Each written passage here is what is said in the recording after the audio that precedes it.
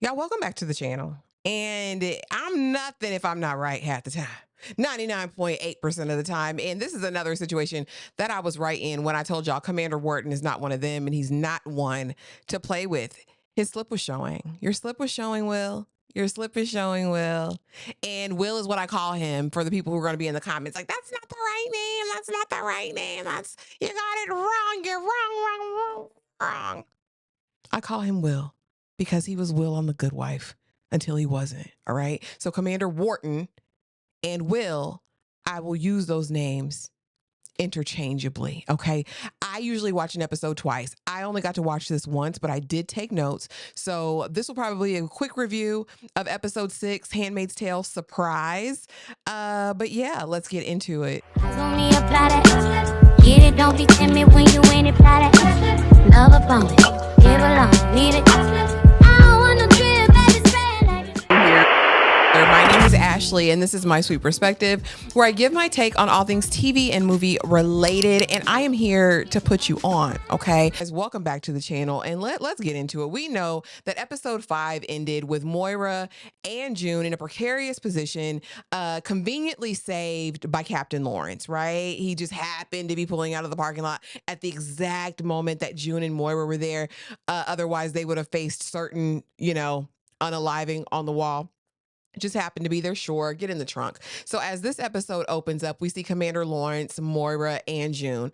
Lawrence, of course, now knows the plan. June lets it out. We're here to unalive all of the commanders, and he lets them know that, well, they plan to put me on the wall too. So, what are we gonna do?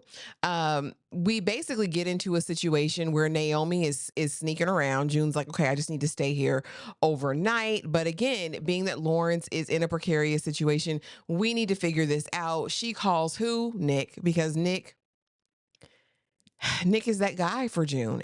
He's already unalived the guardian that was in the hospital conveniently. And now he's pulled right back in. And here's my thing, y'all, with this. I'm over the redundancy of it all, because how many times are we going to go and it's going to be this same exact trope, this same exact storyline? I'm in trouble. Nick, I need you to save me, without any care, thought for his future or stability. June, again, is a terrible person. And I know the people try to defend her. Well, she's been through a lot. So is Nick.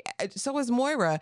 I think the issue I take with June's character is that her issues and what she's been through seem to supersede everyone's else. Later in the episode, we'll hear her proposition Rita.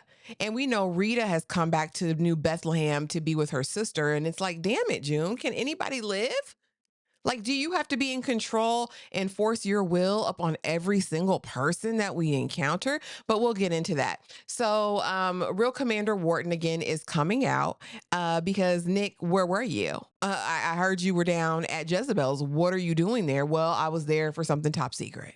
Because we have to call Nick to basically go clean up the body because we made a mess at Jezebel's. And of course, he's going to go because he's Johnny on the spot for June. It just is what it is. And so Commander Wharton, under no uncertain terms, basically lets him know, I see you, Nick. I see everything that you're doing. I see the moves that you're making. I see that you are up to no good around the neighborhood. Okay. So what were you doing at Jezebel's? Are you cheating on my daughter? Also, conveniently, that guardian who we were anticipating getting all of this intel from was unalived. Baby, Will hits that table, and I said, Will. Again, Serena Joy has no clue what she's in for. This is just a taste. This is just a foretaste of what we can expect from Commander Wharton. And I'm here for all of the treachery, villainousness of it.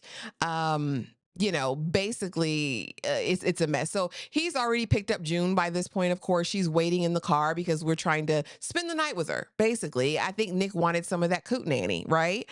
And so again, while he's in there, the threats were made. June's like, this is taking so long. Let me run off. And where does she end up but Serena Joy's house, right? I just need you to put me up for the night. Serena is Serena is Serena. I told you that this heifer was never going to change. I said that last season, I believe.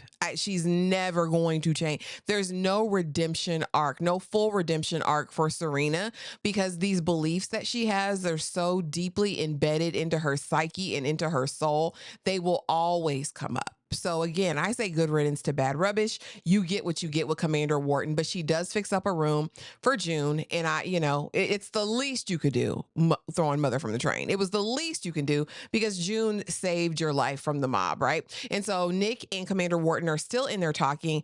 And basically, Commander Wharton is like, listen, you could end up on the wall too.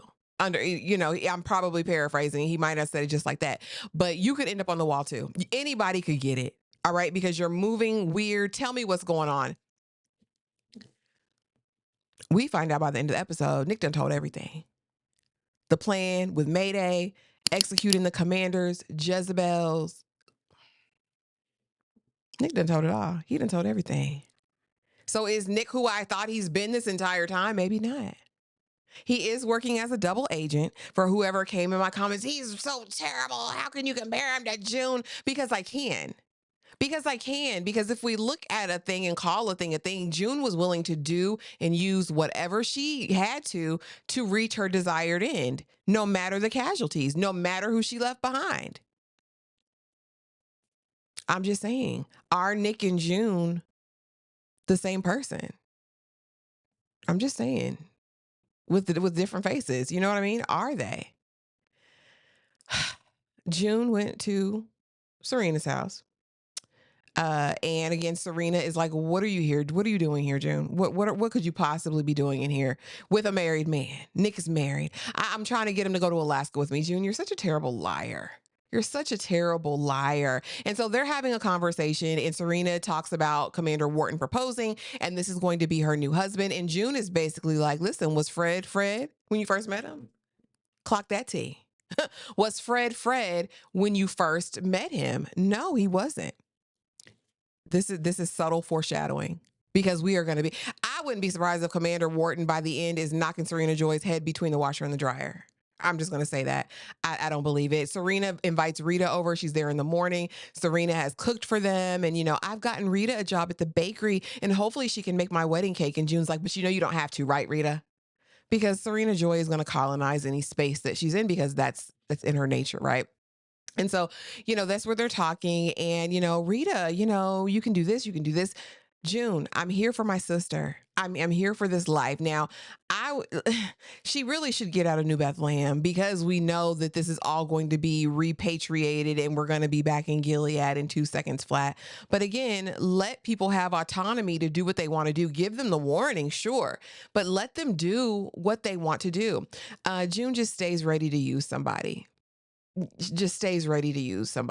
So Nick gets there and they have a moment, you know what I mean? But before too long, guess who's knocking on the door? Commander Wharton, because he want to see his intended. Before that, Nick is like, June, go to Paris with me. We can leave everything, and then we can be a happy family. We can meet up with Holly after the fact, but let's go to Paris. Let's spirit away. This is what the situation is. And June is like, it's seemingly that June is on board. It seems as though June is on board, but she's not. She's never going to leave crusty Luke. Wherever Luke is, if he even made it out, we don't even know what happened to Luke, damn it, and I don't really care.